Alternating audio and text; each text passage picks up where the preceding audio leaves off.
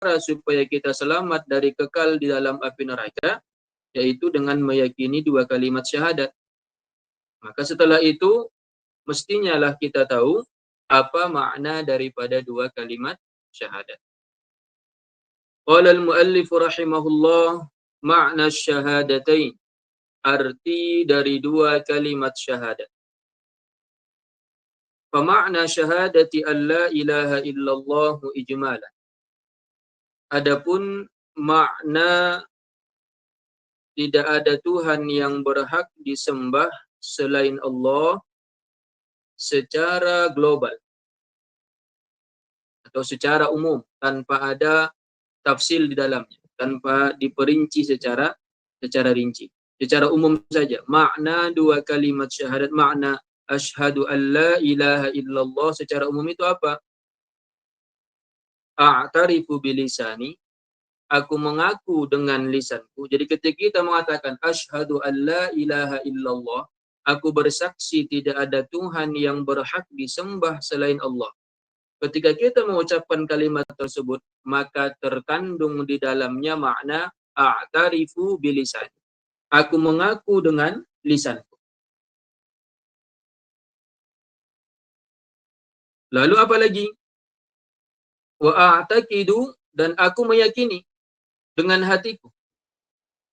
Jadi di dalam kata aku bersaksi di situ, pertama ada makna aku mengaku dengan lisanku. Yang kedua aku meyakini dengan hatiku. Dan yang ketiga wa udzainu, dan aku membenarkan apa yang aku yakini. At-tasdiqu bil qalbi. Dan aku membenarkan dan meridhoi apa yang aku ketahui. Arda bima araf. Jadi ketika kita mengatakan asyhadu an la ilaha illallah, di dalamnya terdapat tiga makna. Yang pertama pengakuan dengan lisan, yang kedua meyakini dengan hati, dan yang ketiga meridhoi ataupun membenarkan apa yang telah kita yakini tersebut. Al-i'tiraf, al-i'tiqad, dan al-iz'an. Pengakuan, keyakinan, dan keridhaan. Nah, itu dia. Itu dia makna ketika kita mengatakan asyhadu an la ilaha illallah. Aku bersaksi bahwa tidak ada Tuhan yang berhak disembah selain Allah Subhanahu wa ta'ala. Jadi di dalamnya ada makna kita mengakui dengan lisan kita. Yang kedua, kita meyakini dengan hati kita. Dan yang ketiga, al-iz'an, yaitu apa? Ar-ridha bima alimta. Yaitu engkau ridho tentang apa yang engkau yakini daripada makna dua kalimat syahadat.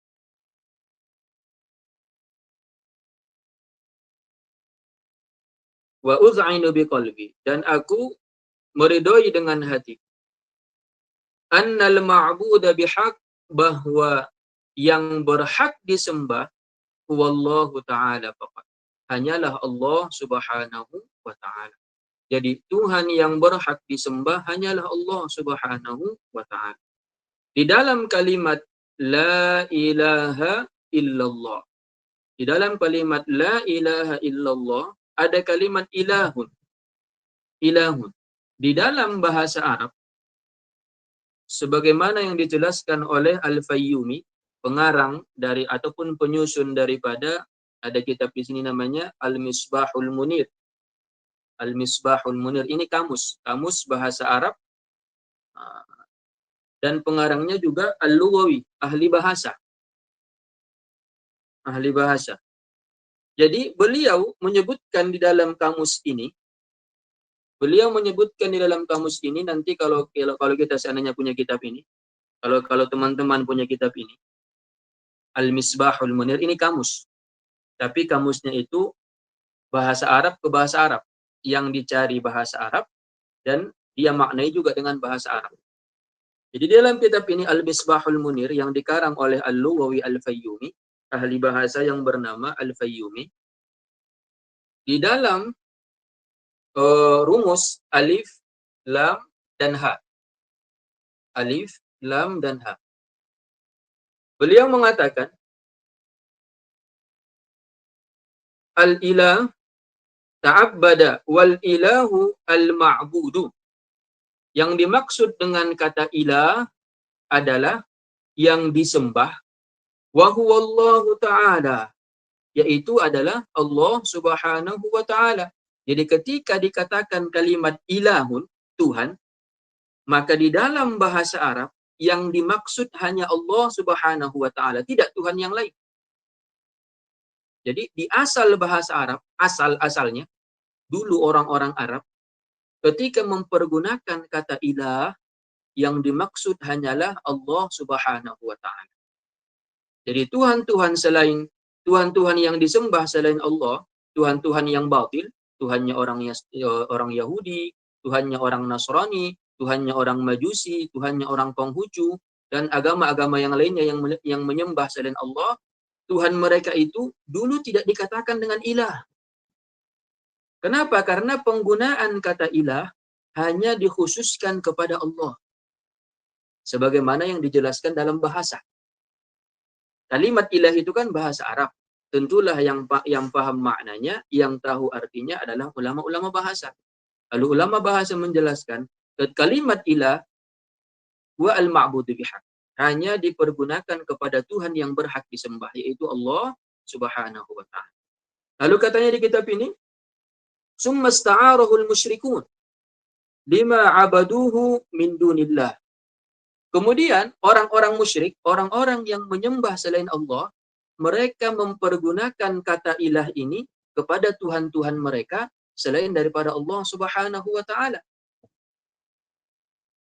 Jadi asal kata daripada ilahun ditujukan kepada Allah, khususnya hanya kepada Allah, akan tetapi orang-orang musyrikun, mereka mempergunakan, mereka mengambil kata ilahun ini dan menyandarkannya kepada Tuhan-Tuhan mereka yang tidak berhak disembah.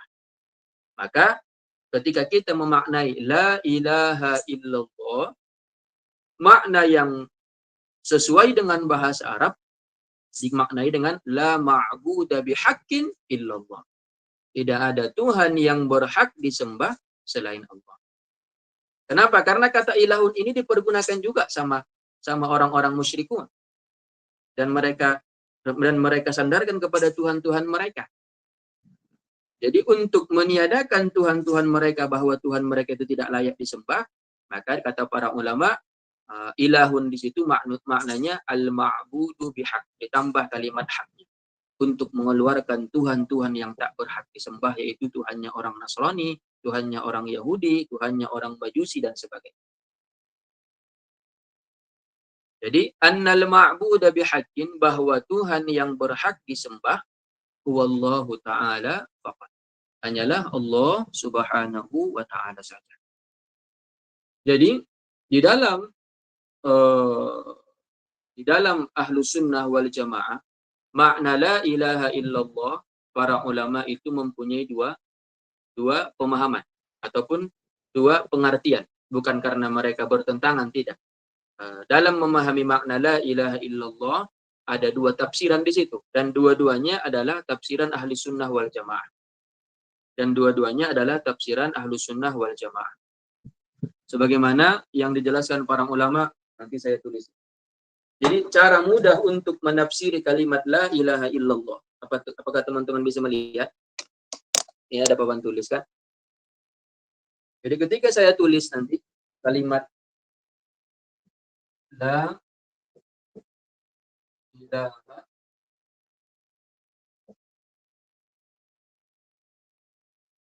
illallah, apa teman-teman bisa melihat? Bisa, Ustaz. Bisa kan? Bisa. Oke. Kalimat la ilaha illallah, cara mudah untuk menafsirinya, karena di dalam pemahaman Ahlussunnah wal Jamaah ada dua tafsiran tentang la ilaha illallah ini, dan kedua-duanya benar. Maka kalimat ilahun ini mempunyai dua makna. Yang pertama,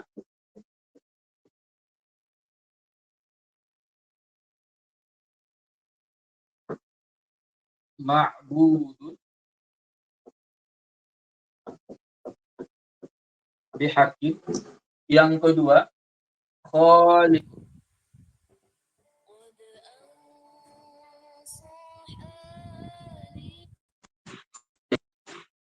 Yang kedua maknanya khaliq. Jadi bagaimana cara memahaminya? Kita buang saja kalimat ilahnya, lalu kita masukkan salah satu makna yang dua ini. Kalau kita ingin tafsiran yang pertama, kita katakan la ma'buda bihaqqin illallah. Tidak ada Tuhan yang berhak disembah selain Allah. Itu yang pertama. Ketika kita menginginkan makna yang kedua, tafsiran yang kedua yang bermakna khaliq, kita katakan la khaliqa illallah. Tidak ada yang menciptakan dari tiada menjadi ada selain Allah Subhanahu wa taala. Dan kedua-duanya adalah tafsiran Ahlus Sunnah wal Jamaah. Kedua-duanya adalah tafsiran Ahlus Sunnah wal Jamaah. Akan tetapi tafsiran yang kedua ini ditafsirkan oleh Imam Ahli Sunnah wal Jamaah, yaitu Imam Abu Hasan al-Ash'ari. Dan Syekh kita Syekh Abdullah al-Harari yamilu ila hadat tafsir. Lebih condong kepada tafsir la khaliqa illallah. La khaliqa illallah. Tapi sebahagian ulama Asy'ariyah mereka menafsirkan la ilaha illallah dengan tafsiran la ma'buda bihaqqin illallah. Itu juga benar. La ma'budu bihaqqin illallah. Itu juga benar. Akan tetapi kalau dilihat makna la khaliqa illallah itu pemaknaannya lebih luas, lebih umum daripada la ma'budu bihaqqin illallah.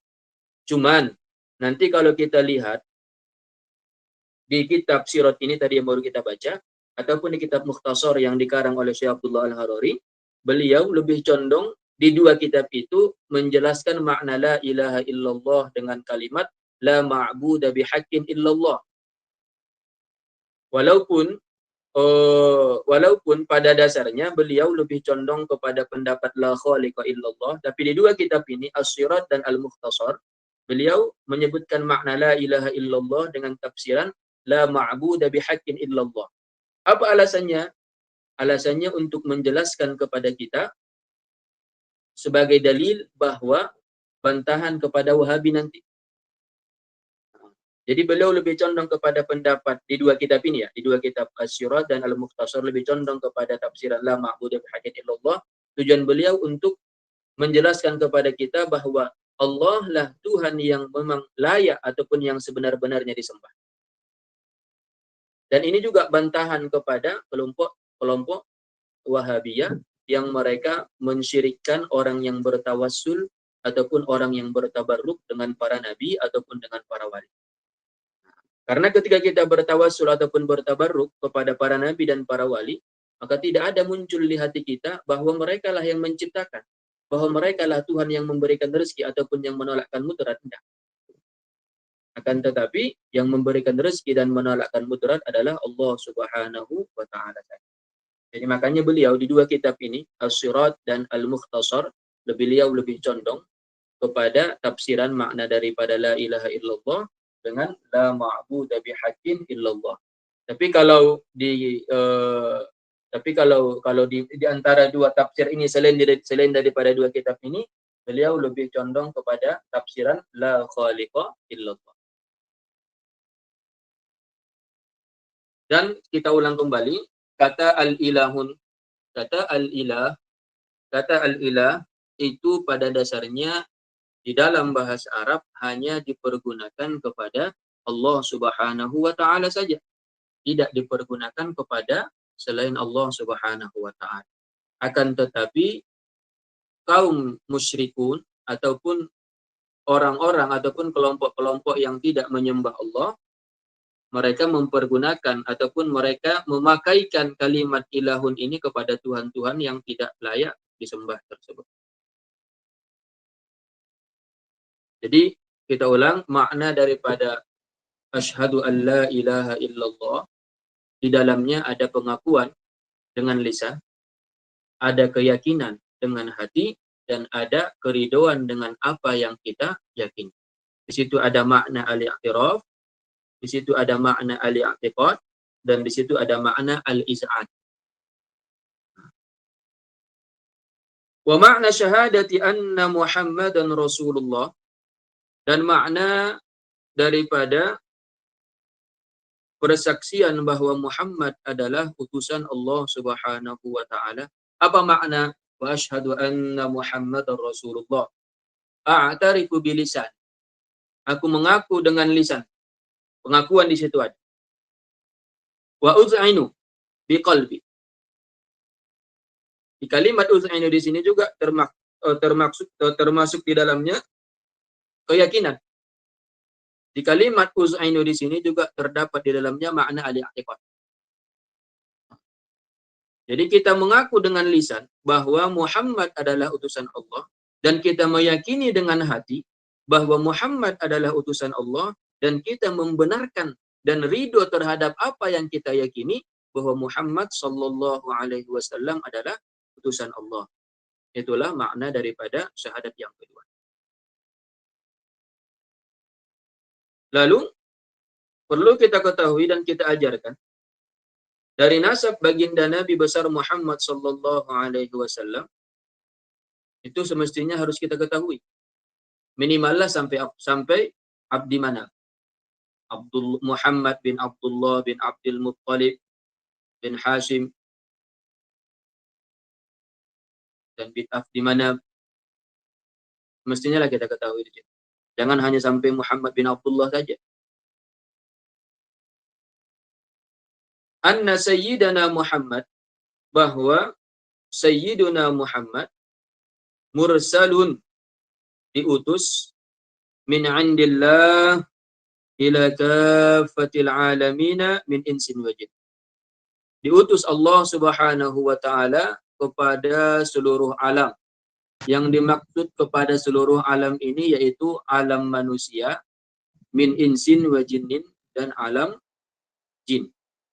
Jadi Nabi Muhammad sallallahu alaihi wasallam diutus ke seluruh alam. Yang dimaksud dengan alamnya di sini yaitu alam manusia dan alam jin. Kalimat min indillah di situ bukan maknanya menunjukkan tempat dari sisi Allah Subhanahu wa taala, indah. Kalimat indi di sini bermakna indiyah tasyrifiyah, yaitu kemuliaan, menunjukkan kemuliaan, bukan menunjukkan tempatnya di sisi Allah Subhanahu wa taala. Jadi di dalam bahasa Arab itu juga luas maknanya. Walaupun secara zahir dia menunjukkan tempat, tapi belum tentu dia bermakna tempat. Jadi ketika dikatakan min indillah, bukan maknanya bahwa ada sisinya Tuhan, ada arahnya Tuhan, ada tempatnya Tuhan. Tidak. Ketika dikatakan mursalun min indillah, bahwa Nabi Muhammad diutus oleh Allah Subhanahu wa taala dan dia adalah makhluk yang dimuliakan oleh Allah Subhanahu wa taala. Itu maksudnya. Bukan menunjukkan kepada bahwa dia diutus dari sisinya Allah, sisi mempunyai menunjukkan kepada tempat ataupun arah. Ila kaffatil alamina min insin wa jinni. Nabi Muhammad diutus kepada seluruh alam, yaitu alam jin dan alam manusia. Apakah Nabi Muhammad sallallahu alaihi wasallam diutus kepada alam malaikat? Maka pendapat yang kita perpegangi sebagaimana yang dikatakan oleh Imam Al-Qurtubi dalam tafsirnya. Imam Al-Qurtubi menyebutkan di dalam tafsirnya bahwa Sayyiduna Abdullah ibnu Abbas, mengatakan bahwa al-alamun, yang dimaksud bahwa Nabi Muhammad diutus ke seluruh alam. Alam di situ adalah alam manusia dan alam jin. Al-alamuna ay al-insu wal jin, yaitu alam jin dan alam manusia. Maka tidak termasuk di dalamnya alam malaikat. Jadi Nabi Muhammad sallallahu alaihi wasallam tidak diutus kepada malaikat. Kenapa? Karena para malaikat itu tidak butuh lagi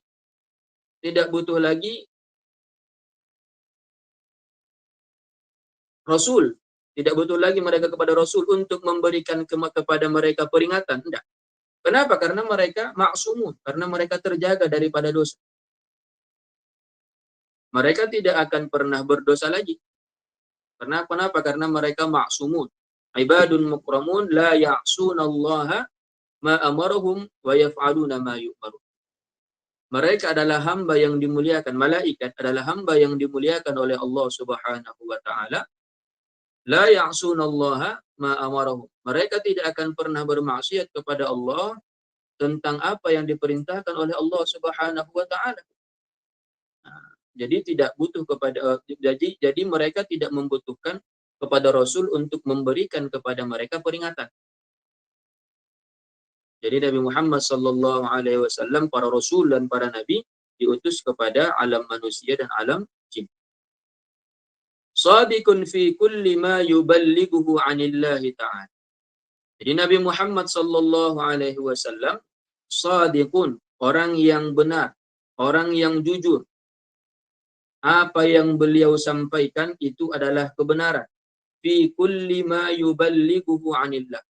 Semua yang disampaikan baginda Nabi shadiqun, benar, jujur. Tidak ada yang disembunyikan oleh beliau, tidak ada yang didustakan oleh baginda Nabi tentang apa yang datang dari Allah Subhanahu wa taala. Liyu'minu bi syari'atihi wa yattabi'u. Agar kita beriman dengan syariatnya Nabi Muhammad dan mengikuti Nabi Muhammad sallallahu alaihi wasallam. Maka Nabi Muhammad sallallahu alaihi wasallam tidak pernah tersalah dalam menyampaikan baik itu tentang kabar umat-umat terdahulu atau perkara-perkara yang akan terjadi seperti perkara akhirat atau tentang menghalalkan sesuatu atau tentang mengharamkan sesuatu, itu tak pernah Rasulullah sallallahu alaihi wasallam tersalah. Jadi ketika beliau menceritakan tentang umat-umat terdahulu, memang seperti itulah kejadiannya, tidak pernah tersalah sama sekali. La yukhti. Rasulullah sallallahu alaihi wasallam tidak pernah tersalah tentang menyebutkan cerita-cerita umat terdahulu. Begitu juga dengan perkara-perkara yang terjadi di masa yang akan datang. Dari perkara-perkara akhirat. Tentang adanya surga dan neraka, tentang adanya hari penghisapan, tentang adanya hari berbangkit, tentang adanya hari bertimbang, tentang adanya siksaan. Itu semua ma akhbarahur rasul minal umuril mustaqbalah, dan apa yang disampaikan oleh Rasulullah sallallahu alaihi wasallam dari perkara-perkara yang akan terjadi di masa yang akan datang, itu benar adanya. Shadiq. Begitu juga tentang perkara tentang halal haram. Tidak pernah Rasulullah tersalah. Tidak pernah beliau mengatakan rupanya yang diwahyukan oleh Allah perkara ini halal, lalu beliau katakan haram. Tak pernah seperti itu. Atau perkara ini haram, lalu beliau halalkan. Tak pernah seperti itu. Tak pernah beliau salah dalam menyampaikan perkara halal dan haram. Dalilnya apa? Ada sebuah hadis yang diriwayatkan oleh Abu Dawud. Seorang sahabat bernama Abdullah ibnu Amr. Abdullah ibnu Amr. Abdullah ibnu Amr ini berkata, "Kuntu aktubu kulla syai'in." Dulu, kata beliau, aku menulis segala sesuatu, asma'uhu min Rasulillah. Dulu aku menulis segala sesuatu yang aku dengar dari Rasulullah sallallahu alaihi wasallam. Uridu hifdhahu. Kenapa aku menulis semua yang aku dengar dari Rasulullah? Karena aku ingin menghafalnya, kata beliau. Uridu hifdhahu. Aku ingin menghafalnya. Fanahatni Quraisy. Akan tetapi kaum Quraisy melarangku, mencegahku supaya aku tidak menulis semua yang aku dengar dari Rasulullah sallallahu alaihi wasallam. Wa qalu, maka berkata kaum Quraisy ini, ataktubu kulla syai'in tasma'uhu. Apakah engkau akan menulis semua yang engkau dengar dari Rasulullah, dari Muhammad? Wa Rasulullah sallallahu alaihi wasallam basyarun. Sedangkan Rasulullah Muhammad itu adalah manusia. Yatakallamu fil ghadabi war ridha. Terkadang dia mengungkapkan perkataan-perkataan dalam keadaan dia dalam keadaan marah ataupun dia dalam keadaan tidak marah. Terkadang kan orang kalau marah itu kan tidak terkontrol emosinya. Kadang keluar kata-kata yang tidak bisa kita kontrol. Jadi kalau seandainya, jadi orang-orang Quraisy ini berdalih, kalau seandainya kamu menulis semua apa yang kamu dengar dari Rasulullah, lalu bagaimana dengan perkataan Rasulullah? Lalu bagaimana dengan perkataan Rasulullah ketika dia marah ataupun ketika dia tidak marah? Bisa jadi perkataan itu adalah perkataan yang tidak bisa dia kontrol. Bagaimana mungkin kamu bisa menulis semuanya? Dia itu kan manusia. Bisa saja dia tersalah dalam mengucapkan. Kata kafir Quraisy, kata orang-orang Quraisy. Gara-gara alasan orang Quraisy ini, apa yang dilakukan oleh Abdullah ibn Amrin? Fa'amsaktu anil kitab. Maka aku tidak lagi menulis apa yang aku dengar semuanya dari Rasulullah sallallahu alaihi wasallam. Fadzakartu dzalika li Rasulillah. Lalu setelah itu aku berjumpa dengan Rasulullah dan aku sebutkan, aku ceritakan kepada Rasulullah bahwa dulu awalnya aku menulis semua yang aku dengar darimu ya Rasulullah, akan tetapi kafir Quraisy, akan tetapi kaum Quraisy melarangku dengan alasan seperti ini, dan seperti ini. Lalu apa jawaban Rasulullah sallallahu alaihi wasallam? Fa'auma'a bi asba'ihi ila fi. Lalu beliau Rasulullah sallallahu alaihi wasallam memberikan isyarat dengan menunjuk seperti ini. Fa'auma'a bi asba'ihi ila fi. Kemudian dia mengisyaratkan dengan telunjuknya ke mulutnya. Nah, ini seperti inilah kira-kira yang dilakukan oleh Rasulullah. Faqala, lalu Rasulullah bersabda, "Uktub, tulislah. Fawalladzi nafsi biyadihi." Demi Allah, kata Rasulullah, "Ma yakhruju minhu illa haq." Tidak ada yang keluar dari sini kecuali kebenaran.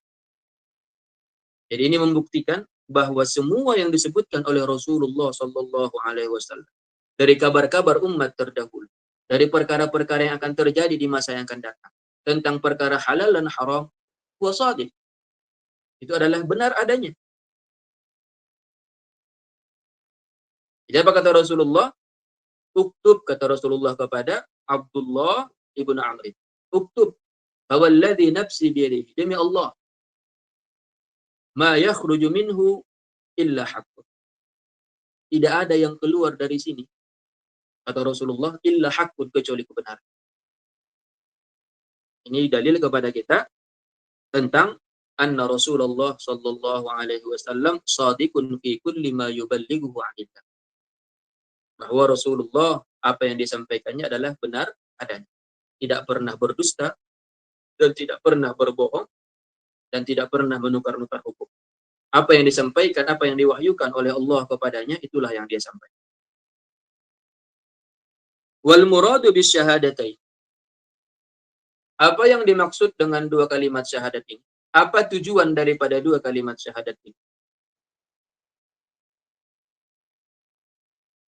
Wal muradu bisyahadatain ijmalan. Wal muradu bisyahadatain, yang dimaksud dengan dua kalimat syahadat, nafyul uluhiyah. Apa tujuannya dua kalimat syahadat ini?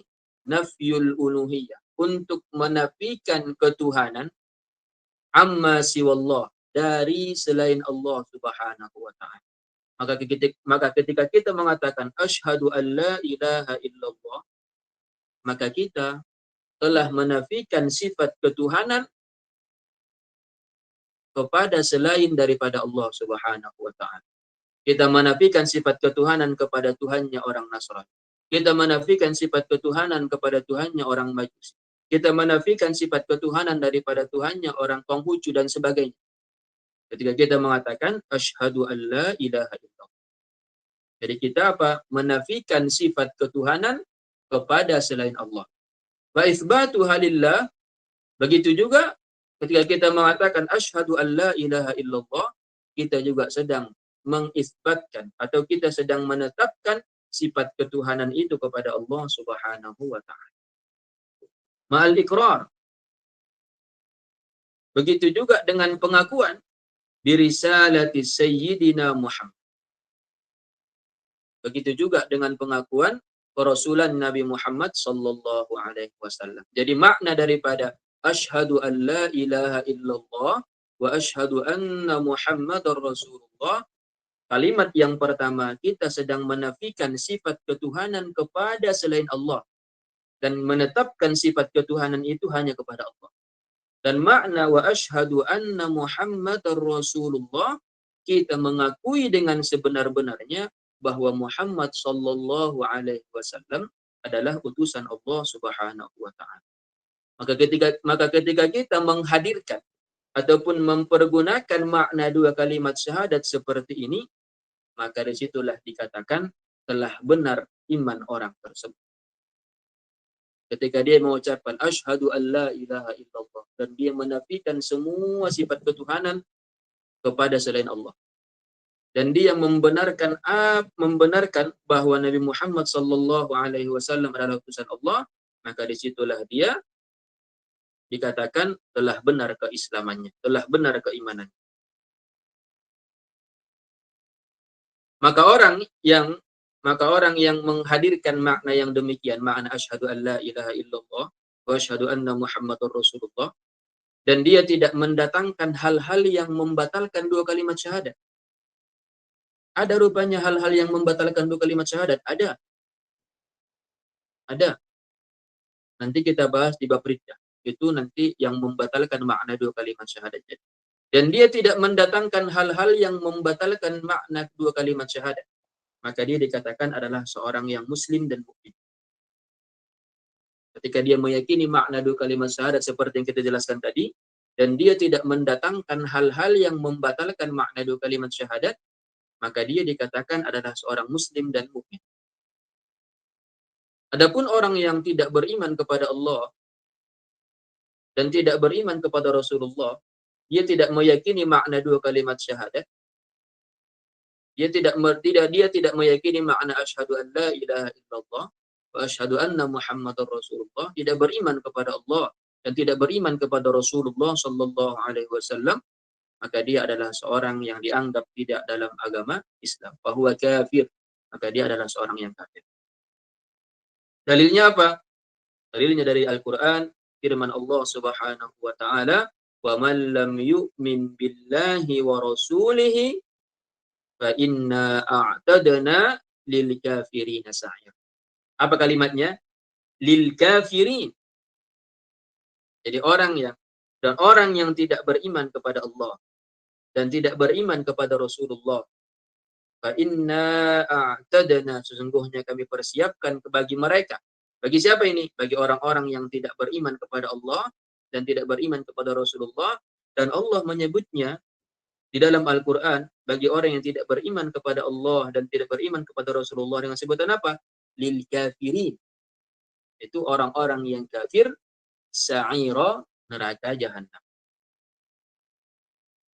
Maka di sini bisa kita pahami bahwa orang yang beriman kepada Allah dan beriman kepada Rasulullah sallallahu alaihi wasallam, akan tetapi dia tidak melakukan semua yang difardukan. Dia tahu bahwa itu fardu dan dia tidak mengingkari kefarduan tersebut, cuman dia malas saja. Dia malas, dia tidak mau sholat, dia tidak mau puasa, dia tidak mau bayar zakat, dia tidak mau pergi haji padahal mampu. Tapi dia memang benar beriman kepada Allah Subhanahu wa taala. Ada orang seperti itu kan? Ada banyak orang sekarang seperti itu. Mengaku Islam, meyakini bahwa Allah Subhanahu wa taala Tuhan yang berhak disembah, meyakini Nabi Muhammad sallallahu alaihi wasallam adalah utusan Allah, dan tidak mendatangkan sesuatu hal yang membatalkan dua kalimat syahadat tersebut. Cuman dia malas orangnya. Tak mau sholat, tak mau puasa, tak mau zakat, tak mau haji, padahal dia sudah sanggup, sudah mampu. Maka orang yang seperti ini dikatakan adalah orang yang bermaksiat, akan tetapi dia tetap beragama Islam. Tidak dikatakan dia orang kafir. Kenapa? Karena aslul iman, karena dasar keimanan itu ada di dalam hatinya. Apa itu dasar keimanan? asyhadu an la ilaha illallah, asyhadu anna Muhammadar Rasulullah. Bisa jadi nanti di akhirat dia dimasukkan oleh Allah Subhanahu wa taala ke dalam neraka untuk menghabiskan dosa-dosa yang dia lakukan di atas dunia karena tidak sholat, puasa, zakat dan tidak haji. Nanti setelah dosa-dosanya dihabiskan di dalam neraka dengan siksaan, maka dia tetap akan dikeluarkan dari neraka dan dimasukkan akhirnya ke dalam surga. Bisa jadi Allah Subhanahu wa taala memaafkan semua dosa-dosanya, langsung dimasukkan ke dalam surga. Itu haknya Allah Subhanahu wa taala, itu kehendaknya Allah Subhanahu wa taala. Intinya, selama ada aslul iman, selama ada dasar keimanan di dalam hatinya, dan dia tidak mendatangkan sesuatu yang membatalkan keimanan, maka dia tetap dikatakan adalah orang yang beriman, walaupun dia tidak pernah mengerjakan yang difardukan oleh Allah Subhanahu wa taala, selama dia tidak mengingkari, selama dia tidak menentang kefarduan tersebut. Fahadhil ayatu sharihatun fi takfiri man lam yu'min bi Muhammad. Maka ayat yang tadi, wa man lam yu'min billahi wa rasulihi fa inna a'tadna lil kafirina sa'ira. Ayat ini ayat yang jelas fi takfiri man lam yu'min bi Muhammadin sallallahu alaihi wasallam. Ayat ini adalah ayat yang sangat jelas dalil kepada kita tentang kekufuran orang yang tidak beriman kepada Rasulullah sallallahu alaihi wasallam. Karena ada beberapa kelompok namanya ingkarus sunnah. Mereka meyakini mereka beriman kepada Allah, tapi mereka tidak beriman kepada Rasulullah sallallahu alaihi wasallam. Apakah mereka dikatakan muslim? Tidak. Mereka tetap dikatakan kafir. Berdasarkan apa? Berdasarkan ayat yang tadi. Wa man lam yu'min billahi wa rasulihi fa inna a'tadna lil kafirina sa'ira. Faman naza'a fi hadzal mawdu' yakunu qad 'anada al-Qur'an. Maka orang yang menentang di dalam permasalahan ini, permasalahan apa? Permasalahan tentang keimanan orang yang tidak beriman kepada Rasulullah.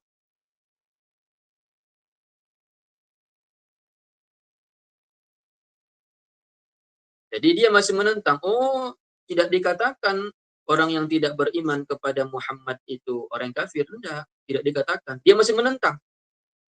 Padahal sudah disebutkan dalam Al-Quran, wa man lam yu'min billahi wa rasuli. Lalu dia datang. Tidak dikatakan orang kafir yang tidak beriman kepada Rasulullah, kepada Muhammad. Tidak dikatakan orang kafir. Apa kata para ulama? Faman naza'a fi hadzal mawdu'. Maka orang yang menentang tidak mau menerima dalam permasalahan ini, yakunu qad 'anadal Qur'an. Maka dia dianggap telah menentang Al-Quran. Kenapa? Karena ayat tadi jelas. Wa man lam yu'min billahi wa rasul. Jelas. Wa rasuli. Jelas di situ. Wa rasuli. Maka orang yang tidak beriman kepada Nabi Muhammad sallallahu alaihi wasallam, fa inna a'tadna lil kafirina sa'ir. Apa kata Tuhan di Al-Quran? Lil kafirin. Maka orang yang menentang dalam permasalahan ini yakunu qad 'anada al-Qur'an. Maka dia telah menentang Al-Quran. Wa man 'anada al-Qur'an kafara. Dan orang yang menentang isi Al-Quran, orang yang menentang ayat-ayat Al-Quran, kafara, maka dia dianggap telah keluar dari agama Islam. Wa ajma'al fuqaha'ul islamiyun. Wa ajma'al fuqaha'ul islamiyun. Dan telah sepakat ulama-ulama fiqih ataupun ulama-ulama Islam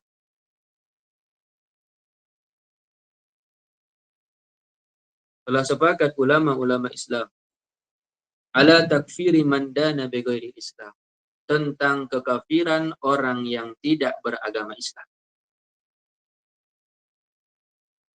Jadi sangat lucu bagi saya ketika orang yang tidak beragama Islam tapi tidak dikatakan kafir. Lucu bagi saya. Sedangkan sudah jelas-jelas di dalam Al-Quran difirmankan oleh Allah Subhanahu wa Ta'ala kata kafir. Mereka mengira makna kafir di situ adalah makna yang negatif, makna yang kasar dan sebagainya. Intinya, kalau dia tidak beragama Islam, sudah selesai. Kafir. Dia dianggap di luar agama Islam.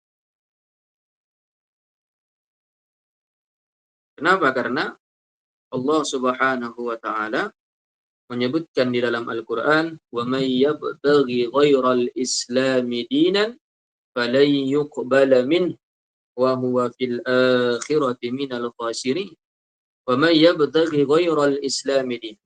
Maka barang siapa yang mencari agama selain agama Islam, فَلَنْ يُقْبَلَ مِنْهُ, tidak akan pernah diterima amal-amalnya. Wa huwa fil akhirati minal khasirin, dan dia nanti di akhirat termasuk bahagian orang-orang yang merugi. Karena dia tidak beriman kepada Allah, dia tidak beriman kepada Rasulullah. Allah tadi telah menyebutkan dalam Al-Qur'an, "Wa man lam yu'min billahi wa rasulihi fa inna a'tadna lil kafirin." Makanya para ulama sepakat, orang yang tidak beragama Islam, maka dia dikafirkan.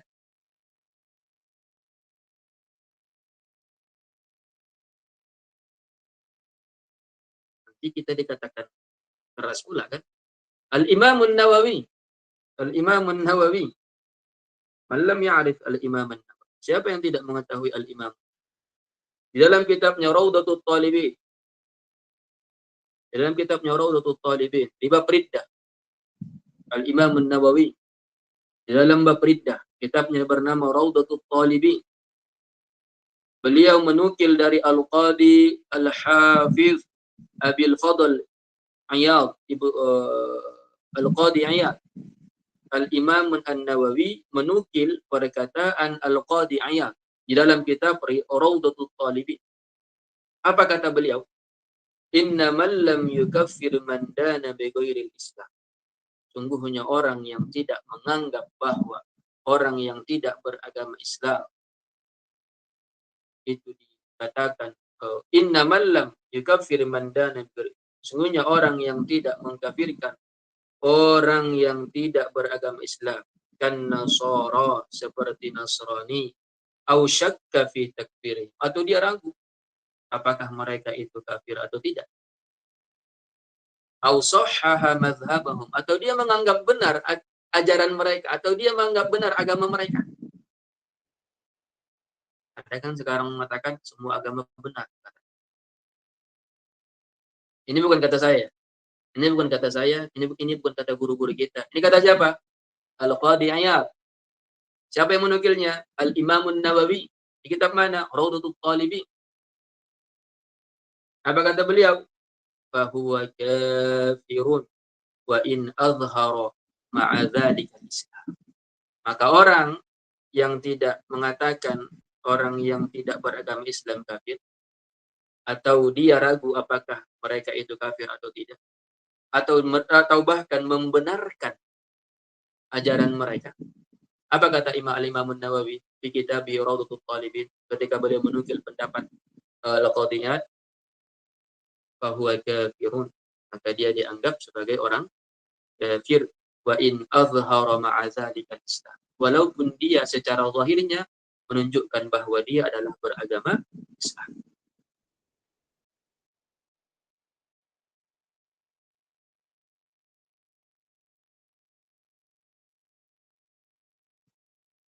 Wa ala takfiri man lam yukaffir au syakka au tawaqqafa fa ay yaqula ana la aqulu innahu kafirun au ghairu. Atau apa? Tadi kan kita katakan telah sepakat, ada ijma'. Telah sepakat para ulama bahwa orang yang tidak beragama Islam harus dikatakan kafir. Begitu juga orang yang tidak mau mengkafirkan mereka. Dia sudah tahu bahwa mereka itu, bahwa Nasrani dan Yahudi itu Nasrani dan Yahudi itu tidaklah beragama Islam dan mereka kafir. Lalu dia datang. Saya tak mau mengatakan mereka kafir. Karena mereka bukan kafir. Karena mereka bukan orang kafir. Ini juga berbahaya orang seperti ini. Au syakka, atau dia ragu. Saya tak tahu. Ikutan saya ragu. Apakah mereka kafir? Saya ragu sebetulnya. Saya enggak mau. Au tawaqqafa, atau dia apa? Saya tak mau ikut-ikutan katanya. Sudah, saya berhenti. Saya tidak katakan mereka kafir, saya juga tidak mengatakan mereka tidak kafir. Apa kata Qadiyat? Ini semua menyebabkan keimanan seseorang tanggal dari hati. Ini semua menyebabkan seseorang dianggap keluar dari agama Islam.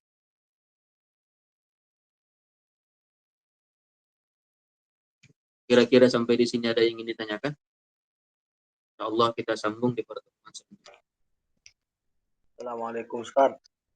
Waalaikumsalam. Betul. Ada tidak kira-kira satu permasalahan, apakah Nabi pernah tersalah ketika menyampaikan sesuatu tentang perkara dunia yang itu tidak melalui wahyu? Ada. Nah, Ada suatu ketika Rasulullah Shallallahu Alaihi Wasallam memberikan cara kepada sahabatnya tentang merawat pohon kurma, dan itu tidak melalui wahyu. Makanya Rasulullah mengatakan antum a'la bidunyakum. Kalian lebih tahu tentang perkara dunia. Bisa jadi kalian lebih tahu tentang perkara dunia daripada aku. Karena itu tidak melalui wahyu. Jadi semua yang disampaikan oleh Allah, semua yang diwahyukan oleh Allah kepada Nabi Muhammad itu pastilah benar. Tapi kalau perkara yang tidak melalui wahyu, bisa jadi ada kesilapan ataupun ketidaksesuaian yang disampaikan oleh baginda Nabi besar Muhammad sallallahu alaihi wasallam. barakallahu fiik. Amin. Hal min soal, ada lagi yang tidak dipahami?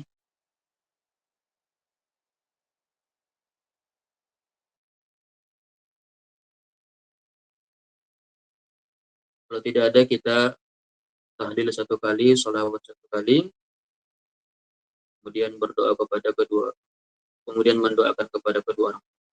Tahlil wa nusalli ala rasul.